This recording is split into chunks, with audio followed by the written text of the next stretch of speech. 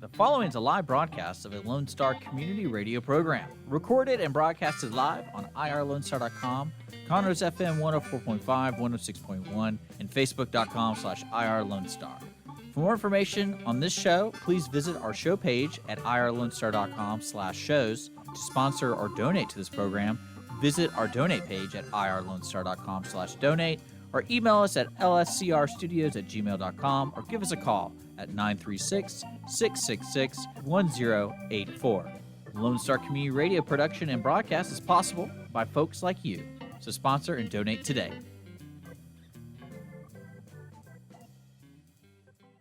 You're listening to Lone Star Community Radio on 104.5 KCZW-LP Conroe and 106.1 KZCC-LP Conroe, and worldwide on irlonestar.com.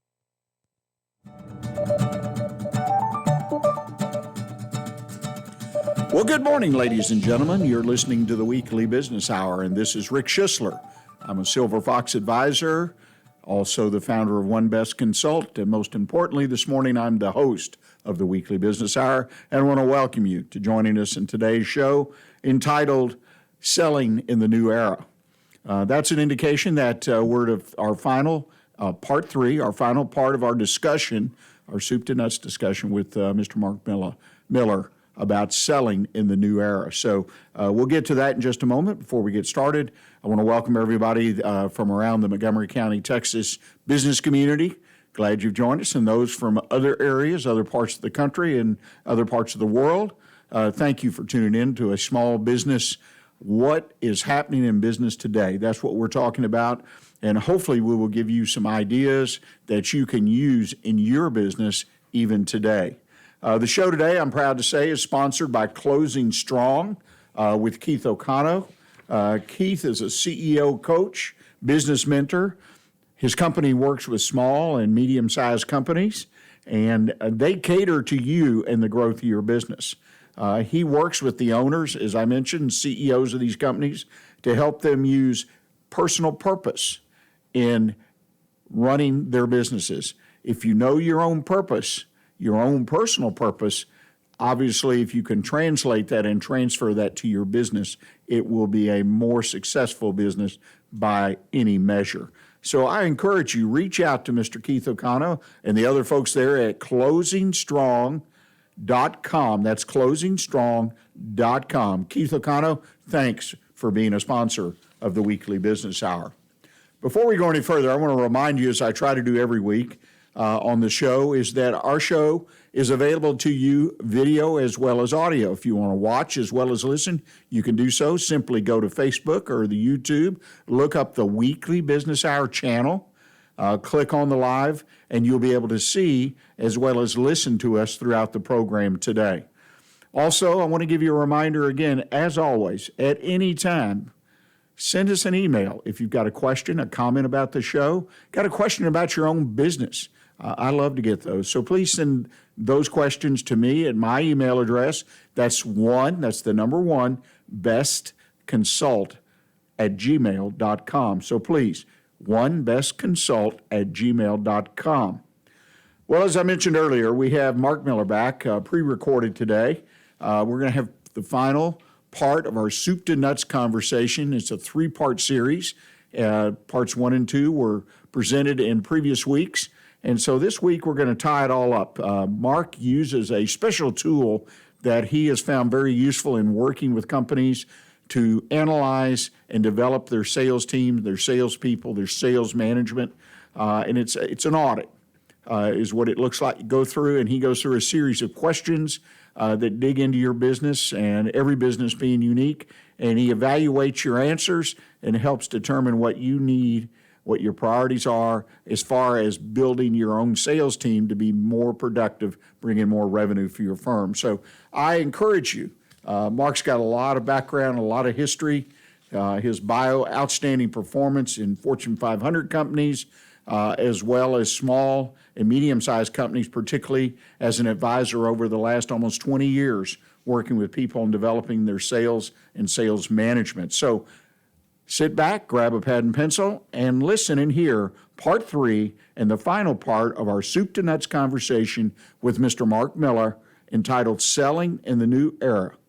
This recording may be found on YouTube at the Weekly Business Hour channel after the show, so if you missed something, want to re-listen, it'll be there. So sit back and listen to Mr. Mark Miller tie it all together for you.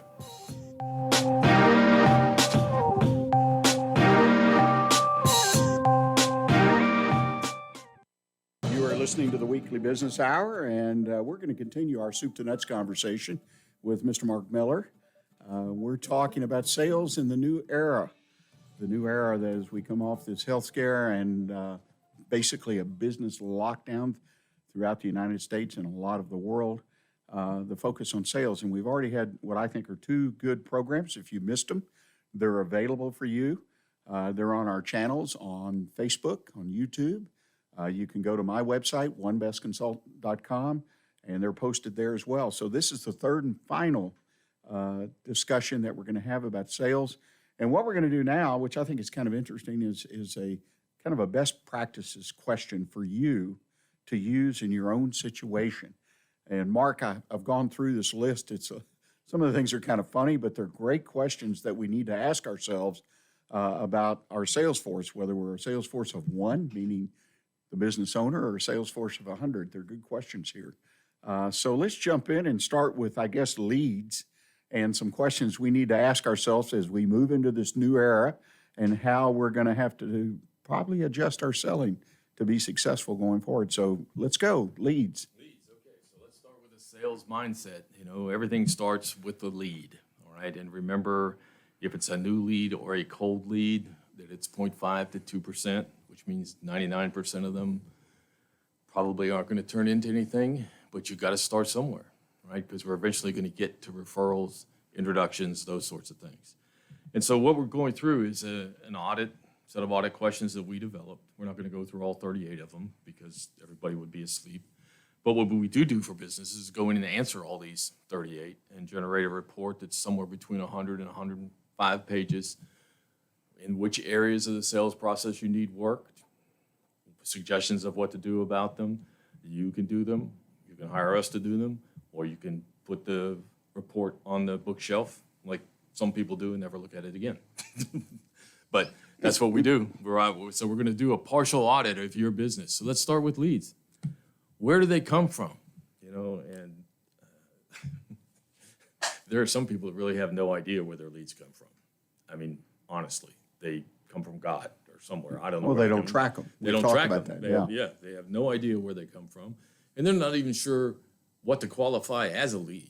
So first thing is when you're thinking about leads, let's qualify them. Let's define, write down a 3 or 5 word description of cold lead, one you got from meeting someone at a networking thing, somebody that clicked on your webpage, whatever it is, define that cold lead, then a warm lead, and then a hot lead. So have 3 categories at least, and if you're a big place, maybe you need more than 3.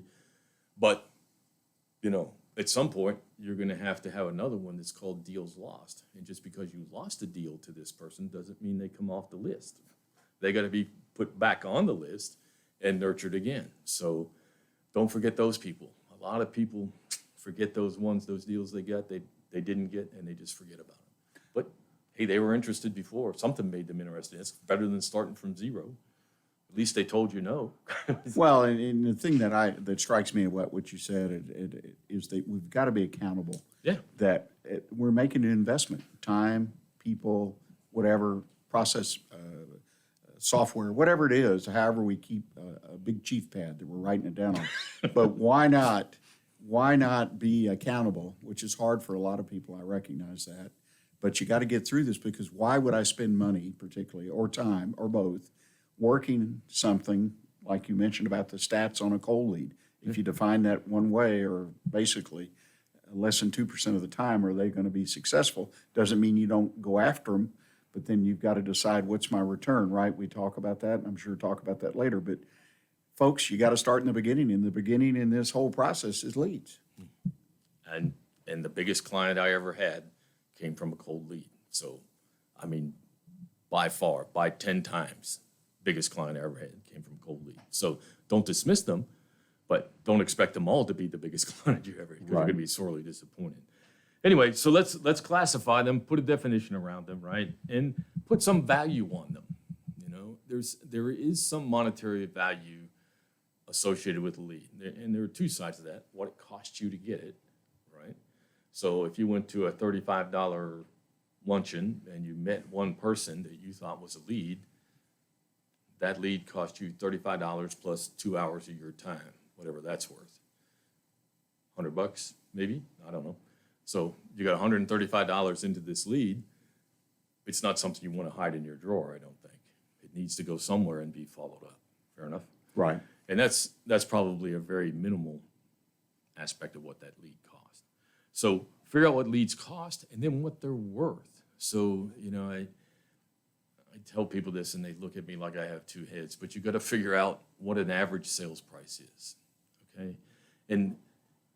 Or an average sales for your business. So I know people sell everything from full-blown machines to spare parts to service contracts, and somewhere there's not. Maybe you have to have three in that case.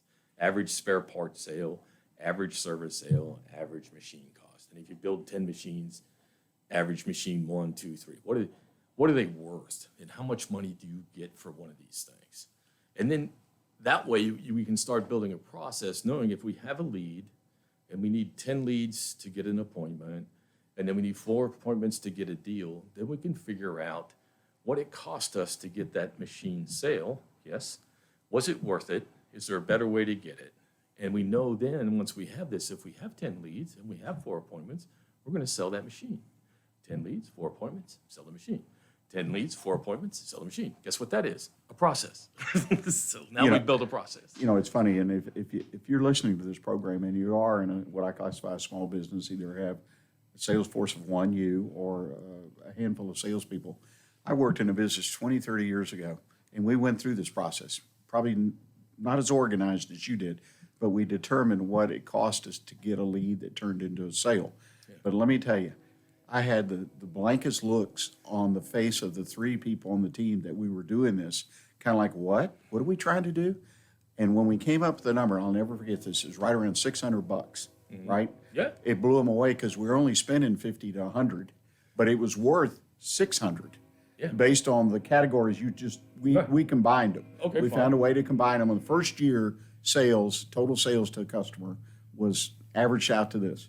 And it was amazing. A wake-up call, if you will, for everybody. But I walked them through that, and it was a number that changed that business because now they knew they had some room to do some other things and test some things to increase their sales. Sure. Right? Exactly. And it may scare the bejeebers out of you and saying, holy moly, it costs way too much for me. I'm doing something wrong. Right. You know, so it works both ways. But what it does eventually is for whoever's running the business and responsible for the financial profit and loss, this gives them some semblance of calmness in their tummy because they know 10 leads, 4 appointments, 1 deal. Now, does it work that way every time? Of course not. Probably never works that way.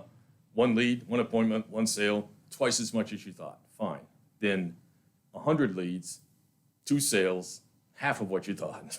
So it all averages out over some period of time. And, you know, if you're going to average something, please make sure you use the right time frame. For example, you don't want to measure this daily, okay? That's too fine. Right. You'll miss it. So you got to pick out is it a week? Is it every 2 days? Is it a month? Is it a quarter? I think it depends on what you're selling. If you're selling drilling rigs, it might be 6 months, or in this time it might be years before you can evaluate the process appropriately. So it just depends on what it is you're selling. If you're selling, flowers, then maybe it is daily, okay? But if you're selling equipment, it's probably longer than daily. Well, it's, leads. Is there 1 or 2 other things you want to mention before we move on? The thing that I would encourage people is don't be afraid to try something new. Again, and we said this the last time, if you always do what you've always done, you always get what you always get. Somebody said, well, let me tell you, if you're running Yellow Pages ads still, you aren't getting what you always got, all right? So try something new. The internet's here to stay, just in case you haven't figured it out. Yeah, there's no doubt. It's the next thing that I'm concerned about. Right. Okay, so we've got leads. We've talked about several issues with leads and things to do or look for, and if you're not doing them, adjust and implement them. Now let's talk about the sales process itself. That's the nuts and bolts of what we really are talking about. So Yeah. what are some things we need to look at when we look at what we're doing currently to determine if we're doing the best possible or best practice? Yeah, and that's it. What are you doing now? A, do you have a process, and can you explain it to me or to anyone? And if the answer to that is no, that's okay, because the answer most people give me is no, and that's okay. But it sure will make your life a lot easier if you do. So if you have a lead, under what time frame does it need to be followed up? Minutes, seconds, days, weeks? My favorite thing is trade shows. I don't know if anybody still goes to trade shows, but you get that whole fishbowl full of leads that you spent all the money to get, and it gets packed with the display and shipped back to Timbuktu, and somebody opens it at the next trade show and says, oh, there's the leads from the last show. Wrong, wrong, wrong. Those leads should be followed up that night some way, okay? So you have to have a process, what happens to every lead, how it's followed up, who does it, why, when, and in what method, and then what is the ongoing process? Man, there's something called drip marketing, and we don't have time to get into this, but it's a drip every now and then. And if you don't have some sort of drip marketing campaign or don't have any idea what I'm talking about, find someone that does and get it done. So once you have that lead, they get in your contact management system and they never, ever get out unless they hit the unsubscribe button, all right? And they get something for that classification over the appropriate period of time, day, week, month, every holiday, whatever. They get something from you, a sales tip, a how to clean the machine tip, service special, whatever you got. And they get something, and it just happens like clockwork. And they keep getting followed up and followed up. Remember, 18 touches. The machine's doing it for you because you're out getting the next lead to plug in there to have 18 touches go through the system, and the next one. And pretty soon you have this giant 1,000 lead thing pumping information out that doesn't cost you anything, right? Except the time to stick it in. So please, please, please start that drip marketing. And not everybody gets the same thing. Cold people get one thing, warm people get another thing, hot people get another thing. Old clients or lost business get something else. So build that up, easy enough to set up, right? All you need is 10 or 20 emails to keep coming out, and the machine does the rest for you. You know, and that's something I hope people pick up on. This is not rocket science, as I love to say. You just got to take the time and set it up. You got to pick that system you're going to utilize, your contact management system. And again, as Mark said, unfortunately, there's hundreds of them, so there are a lot of choices, some geared to very small businesses, some larger businesses, so on and so forth. So you're going to have to invest some time to research it. You're going to have to invest some time to get some emails, either borrow, beg, or steal, or write your own, and so on and so forth, so that you just plug things in and let it go.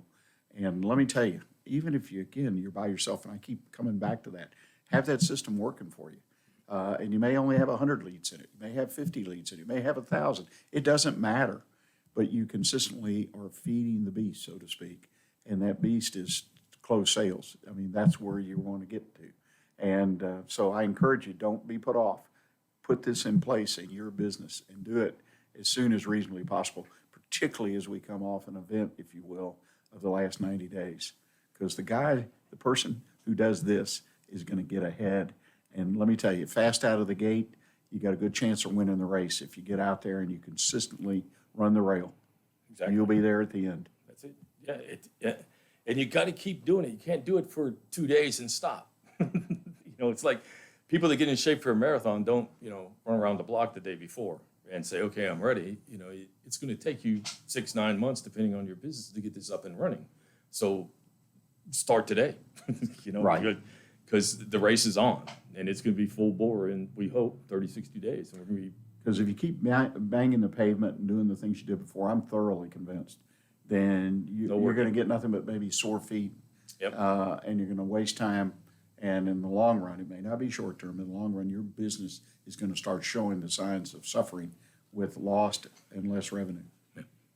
Exactly right. So anything else under the sales process you want to talk about before we move on? No, I think, there's so much to talk about. We were here for 3 days, and we'll make an offer at the end for folks because we're we're doing what every 8th or 9th point on the sales audit that people should be doing. And if they really want to get started, they ought to do an audit at least and see what they should be doing, and then decide what of it they want to do or not. Fair? Right. Yeah. No, I would encourage people to consider having one of these sales audits done, because just get asked the questions and then have a discussion and see if it fits. Well, technology, obviously, technology is a bigger and bigger part of our lives, a bigger and bigger part of our businesses.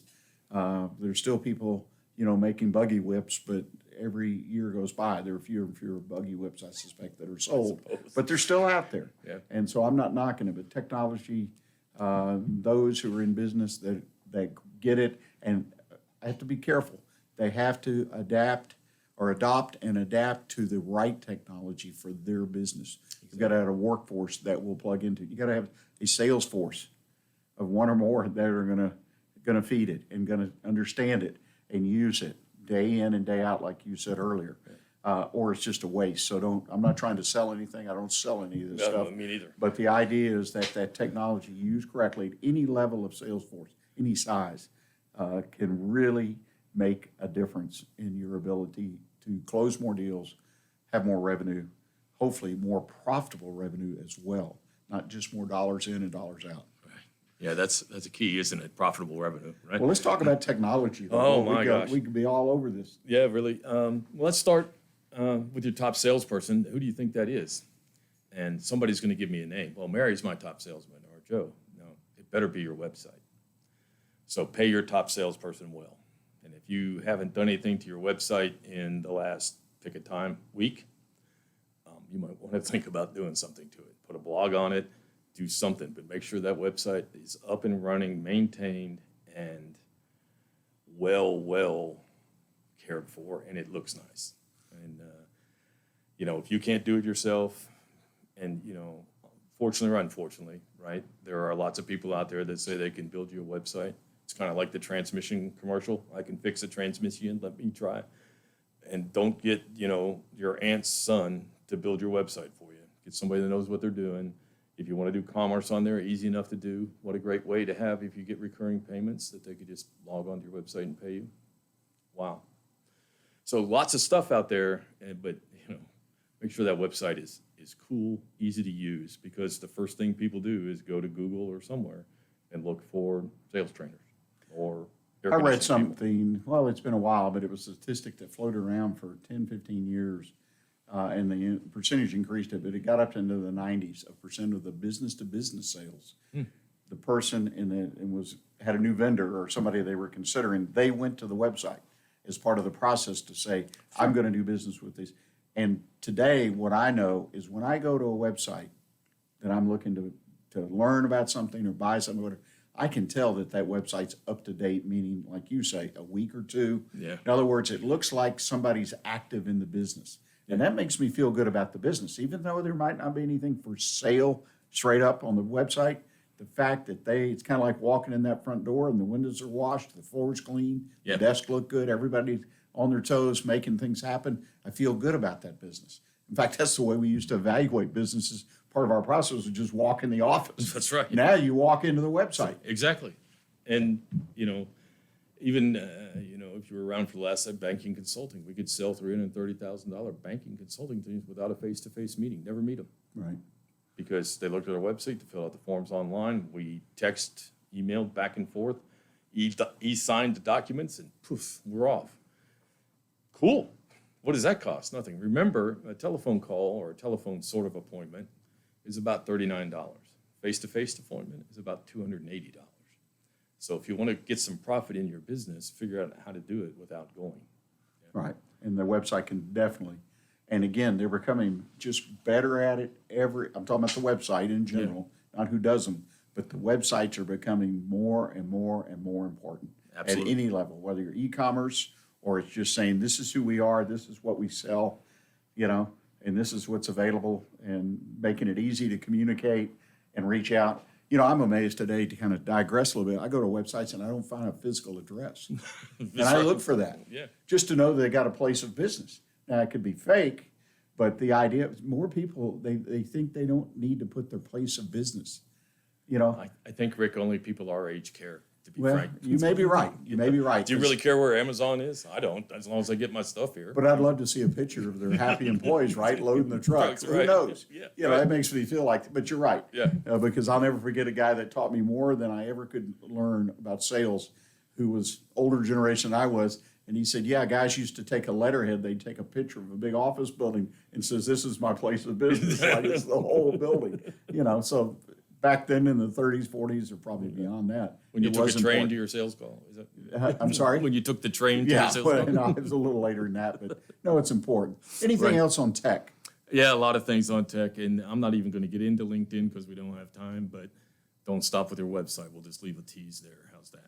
Right. The next thing is going to be contact management, which is kind of in the tech thing, and you led to it a little bit before.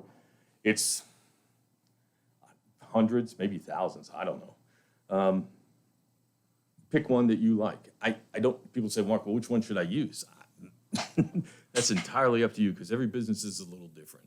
I will tell you, we used to say, Microsoft owns everything, use their stuff. And their stuff is fine, but getting it installed and working for you is hugely expensive. You know, you're looking, I don't know, 10, 20 person business, probably 80 grand or more after you buy the software just to get it to work for you. And that may be the same with all of them. Those are the last three that I've done. And did they work? Yeah, because it's just like using everything else Microsoft. They're not going anywhere, I don't think. But there are plenty of them out there better. Salesforce, people use Salesforce. It's kind of expensive if you have a big company. It's a per seat license, you know. So find something that you like. Yeah, And- what I hear about Salesforce typically is people really like to use it. Yeah. They say it's fairly easy to use. I'm talking salespeople, people, but it is pricey. Right. And, you know, again, this is something is better than nothing. You know, whatever that something is, make sure that whatever you put into it, you can easily get out of it and put it somewhere else. That's the only caveat I have. If you buy it and you can't easily get whatever you put into it back out and Right. into somewhere else, don't buy it. Yeah. But buy something you can get the stuff out and put Right, somewhere get your else. data out and Yeah. move it if you have to when you want to. Sure. And, you know, act something easy. There's lots of small things. Again, something's better than nothing. Yeah. I'm not recommending anything. Please, you know, full disclosure. Clients make those decisions, not me. Yeah. And, but you got to have one. Yeah. Like I wouldn't tell you what kind of car to buy either, but you got to have one. You mean the old index cards really don't work anymore? You know, they get out of order, Rick. You know, speaking of that, one time I worked with a guy and his system was, he had one of those desk calendars. Yeah. And he had business cards or some piece of paper, and he put them down on the days of the week, the month, for the callbacks or the next action. And then when he did something, he wrote it on the card. And then one day somebody opened the front door, I'll never forget, it was a windy day, and his whole system blew onto the floor. So he was so upset, and he was good at what he did. I mean, he closed deals, but that was his system. We're giving away our age, Rick. Yeah. Well, you know, I know. well, you say something's better than nothing, right? That's right. And, you know, please, if you still have a tickler file and one of those things that fits in the inside suit pocket and it works for you, God love you, use it, okay? But use something, right? Right. Yeah. All What right. else on anything else on contact management or? You know, not really, because we could spend the rest of the program on setting that up. But the thing is, when you develop a contact management system, whoever is really going to be using it has to see the worth of it. So if you expect your salespeople or your marketing people to put input into it, they should be involved in the process of buying it and find out how easy it is to put in. Maybe they could speak and it will fill it in on a microphone. I don't know, but whatever works for them, make sure that they see the value in the information. If you point out, hey, 10 leads, 4 appointments, 1 sale. 10 leads, 4 appointments, 1 sale. You think people aren't going to put the numbers in so they know where they are? Oh, it's number 9 lead. One more and I I got an appointment, you know. So, but, you know, again, averages, yeah. So, but that's the way it works. So people get motivated by getting the 10 leads. They click the box and they start over again. They get an appointment, they click the box and they start over again. So make little bitty goals all the way along because it's a sense of accomplishment. It's kind of like cutting the grass. It's not a big deal, but it really looks nice for that one day after you're done and you feel good about it. That's a good point. Now, sales management. Now we're going to manage a small sales force, I assume, or manage ourselves, or, I mean, obviously, sales management, particularly if you have one or more salespeople, is critical. Yep. So what do we do? Well, yeah, what do we do? And here's the thing. If you are the salesperson, yeah, that means you manage yourself and your business, yes? And that's a lot. And probably you do one of those things really well. And I'm guessing manage yourself may or may not be one of them, but I would start there with the questioning. And, maybe we're easier on ourselves, maybe we're too hard on ourselves. Yeah, so we wind up working 60 hours a day because we didn't get our 10th appointment that day or whatever it was. All that needs to be taken care of. And by the way, if you are the salesperson and you're really good at it, please, please, please don't stop doing it. Maybe somebody needs to run your business and maybe manage you a little bit. Yeah, that means giving up control. Oh dear, please take a breath. But you're going to have to sooner or later, or nothing's ever going to get done. So that's for the sole proprietor, seller, whatever. Then, if you get sooner or later, we talked about this, I think, and that's hiring your first salesperson. Probably the hardest hire, most difficult hire to do, because nobody really knows what salespeople do, right? And all things being equal, most people in the world would rather not have to sell anything. So how are you going to do it if you don't like it and you don't like the people that do it? And, when everybody thinks a salesperson, they think of used car, plaid suit, too much makeup, whatever. And, the good ones really aren't like that, but that's what we think of. So you're going to need some help hiring your first salesperson. Get it. Don't be ashamed. It's not that expensive. Somebody can help you hire the first salesperson. Rick, me, any one of the silver foxes. Well, most of the silver foxes, because we have accountants too that are silver foxes, and they haven't hired their first salesperson yet. So somebody who's hired them before, okay? So there's probably, out of the 50, there's probably 30 guys and gals in there that can help you hire your first salesperson easily. So get help. Don't be ashamed. It's not that expensive, and it's well worth it. And the old adage is hire slow, fire fast. So, if you get somebody in there that's not working out, oh well. Well, let's talk about that hiring process. I mean, you've got a whole bunch of questions in your audit here that it's just about a hiring. And, one of the things I got taught by hiring a salesperson, what was different, is I needed several questions to use in the interview process that kind of turn the tables, because salespeople, if they can't sell themselves, right, they can't sell. So they come in these interviews and they're selling you. So you take, say, their work history and you reverse it. Yeah. Just tell me about the first paying job you had, and so on and so forth. And I saw that throw people off, which was a red flag. Yeah. Okay, because they really couldn't talk. They had a script in their mind, right? They were going to go through this, that I accomplished this, I did, but all of a sudden they got flipped on them. And boy, it was fun being on my side of the table. Well, what are some tips, some ideas? What do I need to be doing generally to have a hiring process that I utilize? Well, the first thing is have a hiring process, right? Right. So let's start there. And the next thing when we start the hiring process is that we got to treat everybody the same. So even if we know them well, they get the same interviewing process that everyone else gets. So two things: have a process. Everybody gets the same process. So that means you have to make one.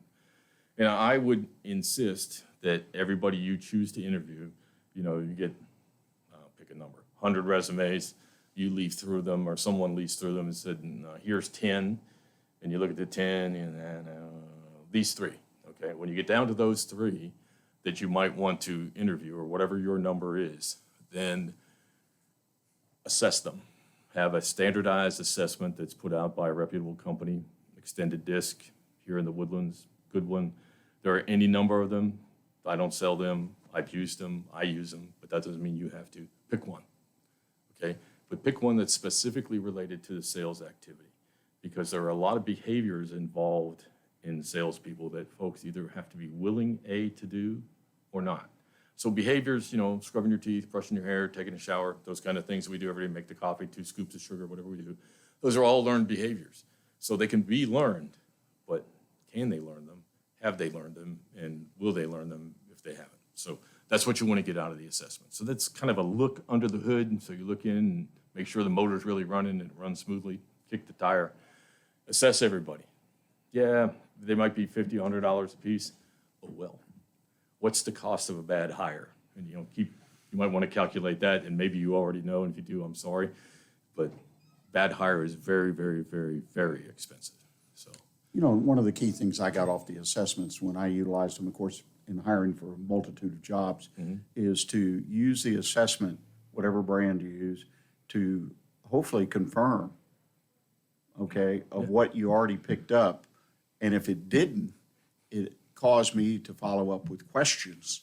Sure. Okay? So it was more of a test for me as an interviewer or someone who's hiring people to see that I was picking up on the right things and so on and so forth. And if somebody was the opposite on the test of what I had down and the way they responded to the questions and conversation, that's how I found the tool most helpful in the long run was confirmation.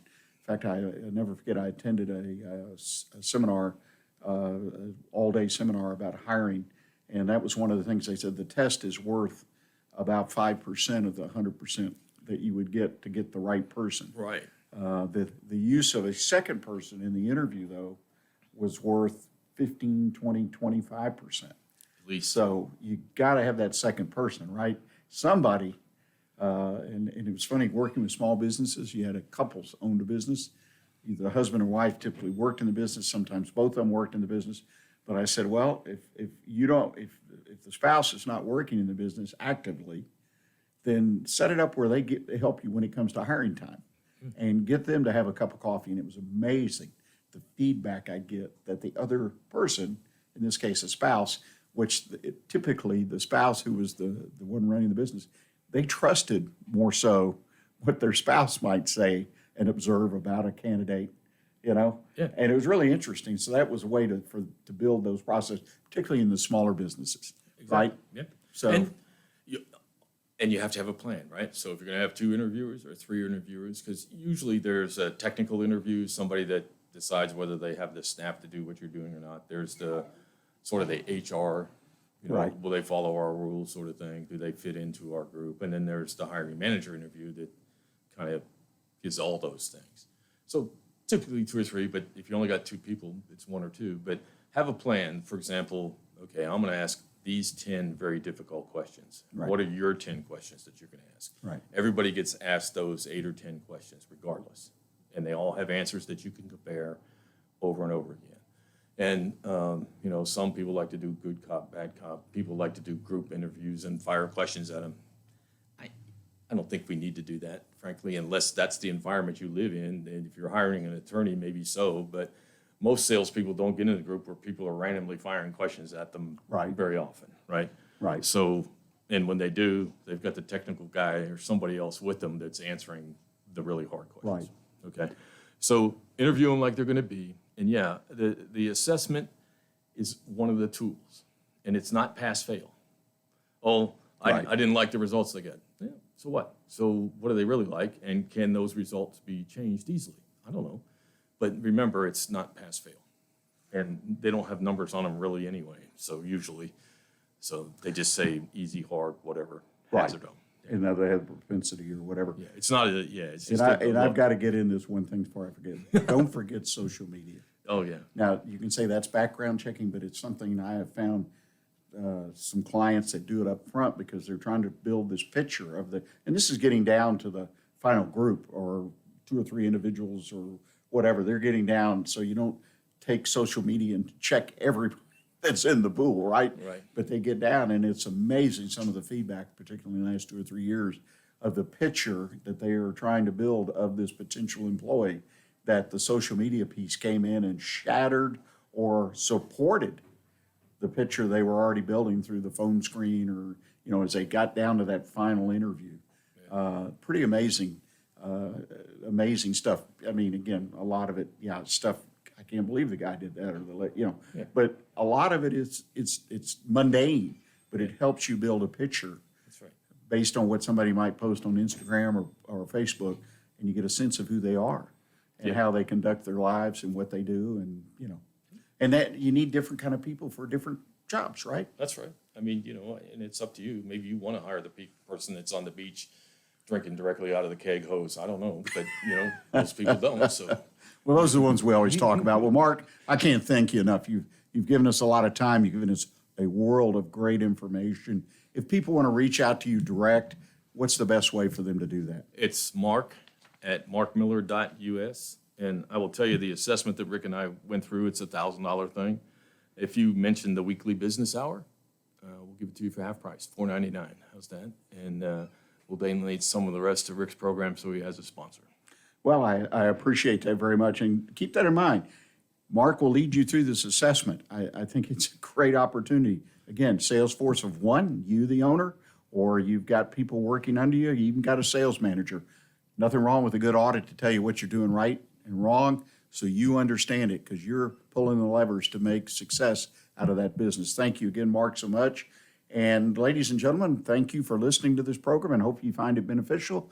Again, anytime you have a question or a comment about anything we do on the Weekly Business Hour, reach out to me at onebestconsult@gmail.com. Thanks so much.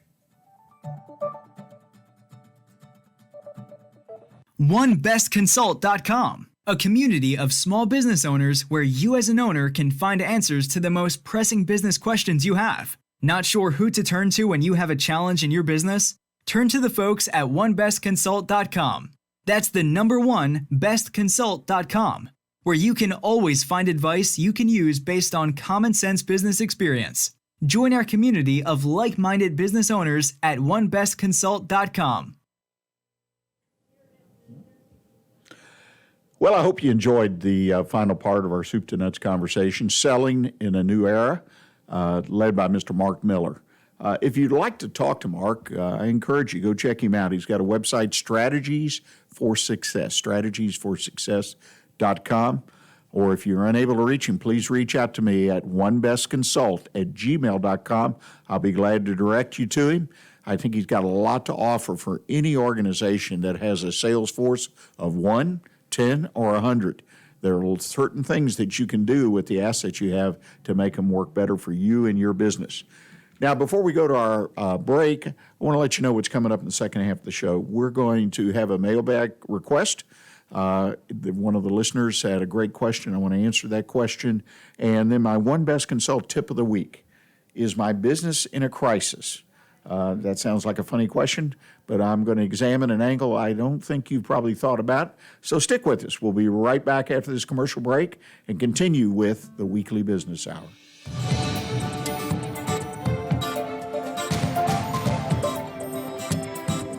For business ideas and news you can use, join us on the Weekly Business Hour every Monday at 11 a.m. on Lone Star Community Radio.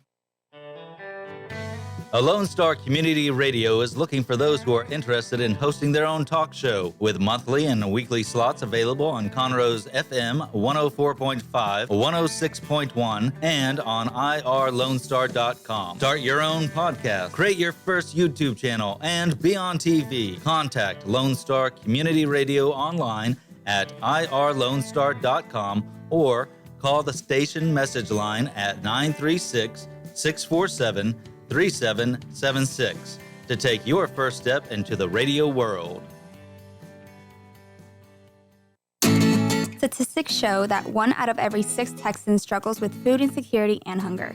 And many people don't eat enough fruits and vegetables every day. The Better Living for Texans program is here to help you learn how to make healthy menu choices, save money at the grocery store, prepare quick and delicious meals, get more good nutrition in your day, and get more physical activity. Classes are fun, friendly, interactive, and free, and taught in English and Spanish. We are Texas A&M AgriLife Extension, helping Texans make their lives better.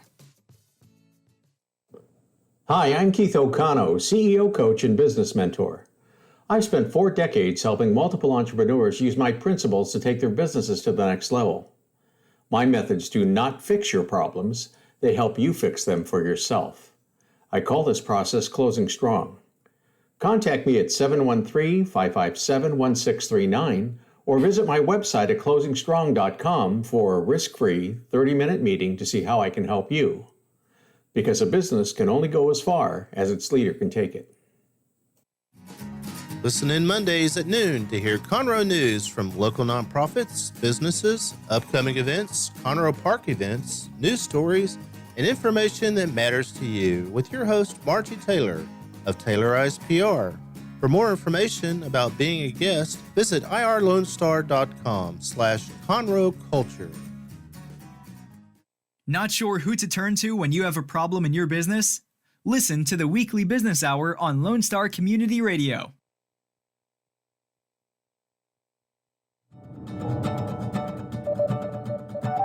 Welcome back. You're listening to the Weekly Business Hour, and this is Rick Schissler. I'm your host. And before we go further, I want to mention the fact that if your company is here, particularly in the Montgomery County, Texas area, that you too can sponsor the Weekly Business Hour. We're always looking for folks to sponsor here at Lone Star Community Radio. It's a nonprofit situation, but sponsorships are very, very reasonable and support the station. So I encourage you, if you'd like to do that, just send me an email. Again, my email address is onebestconsult@gmail.com. That's onebestconsult@gmail.com. Also want to thank our sponsor again for today's show. That's Closing Strong. Keith O'Connor heads up that organization, has several other people that work with him and are available to mentor, to coach, to advise your business.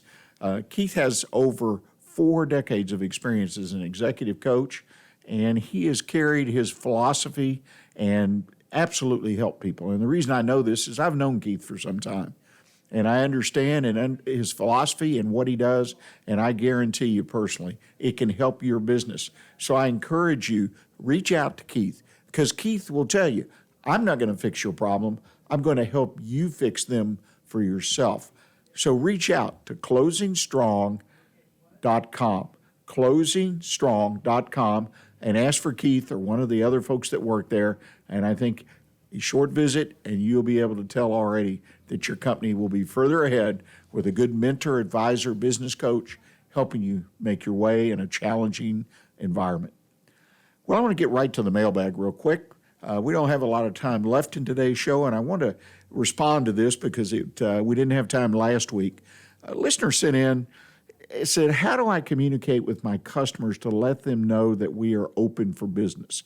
Now, anyone paying attention to the news right now knows that different states, cities, counties, and different political subdivisions are all opening for business at different rates.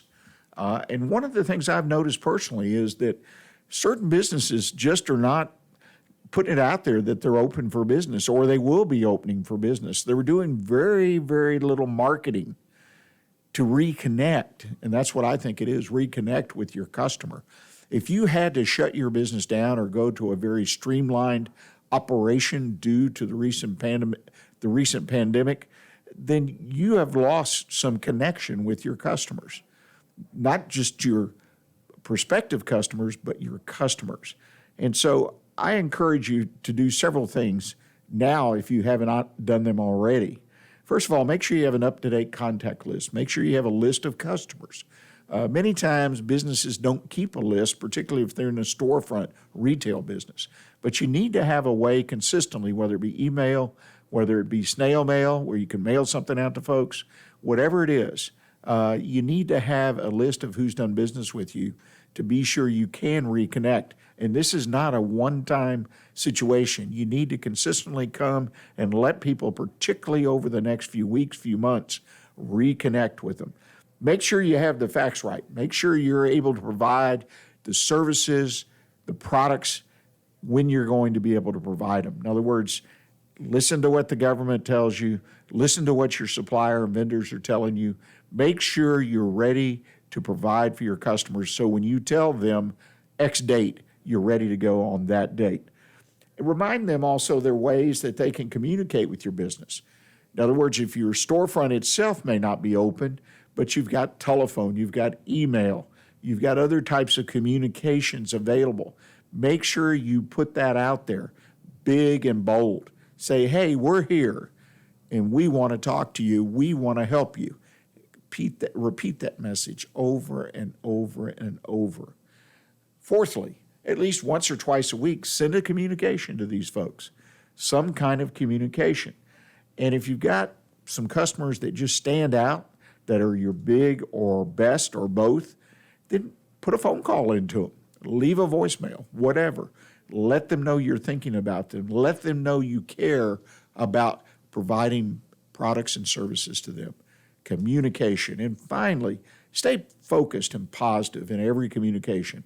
When you put together a communication, again, whether it's a script for a phone call or just a face-to-face whatever, or you write up some copy for an advertisement that you send out, make sure, read it a second, third time. Make sure it's positive and truthful, but it tells people, hey, you want to come do business with me. There are so many negative messages out there right now. I believe that people are desperately looking for positive messages that are truthful, down to earth, and factual. That's the kind of message you want to communicate. Again, I appreciate you sending in the question, and I encourage anyone who has other questions about business going forward, their own business or business in general, to send them to me at onebestconsult@gmail.com. Well, in the few minutes we have left, I want to touch on something that I think is very important as we work our way through this business shutdown or pandemic or whatever you want to call it, historical situation, no doubt, for everyone throughout the world that's been affected by the pandemic. Is your business in a crisis? Because the first thing is you ask yourself that question, am I in crisis? Now, this is an individual question, but it's a business question. And my question is, well, is your business in a crisis? Because every business was affected differently. Every industry was affected differently. So define what crisis is for you and your business. If you're completely shut down, it's one thing. But if you were able to operate, such as someone here in the greater Houston area that I caught on the news the other night, they had a storefront. It was shut down, but they had been migrating their business for the last couple of years to online as well, selling the products they have. And they actually increased their total sales during the shutdown because people went to the online because they wanted to continue to purchase from this company. So the front end was shut down, but the back end operated. Was he in crisis? He had some new challenges as far as fulfilling orders online, but it was easily solved. So his crisis was different. Define your crisis. Secondly, what can your business do better? And make sure you have a system and process in place. This is the old concept of an audit. Audit your business. Take time. Put down on paper, pencil and paper if you don't care to use a pen, or put it on a computer. But the idea is you say, okay, what is it that we're doing well? Where are we hurting? Okay, what is our crisis all about? And then what can I do? And I can redefine it and change or develop a process or a procedure to make it work better, more seamlessly. The bottom line is customers today, whether they be businesses or individual consumers, they don't want the hassle. And the ones that can deliver with the least amount or no hassle are the people they're going to remember and want to do business with going forward. Well, ladies and gentlemen, I appreciate very much you taking time to join us today. We're at the end of the program. I know it was kind of quick. Next week, I encourage you, 11 o'clock, join us again. We're going to replay that part 3 where Mark Miller sums up selling in the new era. I think it's a great program in his summary and the questions to ask about your own business, very valuable. So we're going to replay that next Monday on Memorial Day. Hope you'll join us at that time. And until next week, I encourage you, stay engaged and keep your focus on what counts in your business.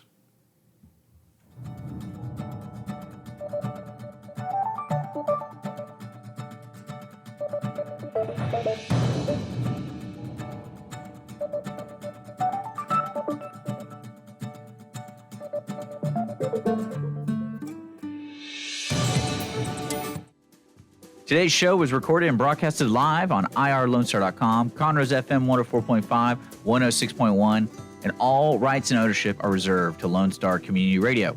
For more information regarding this program and Lone Star Community Radio, visit us online at irlonestar.com. Lone Star Community Radio is Montgomery County's community radio station, serving the community with local programming on TV, radio, and online. If you enjoyed today's program, please support us by sponsorship or starting your own show. Contact us today by phone or text at 936-666-1084 or email the station at lscrstudios@gmail.com.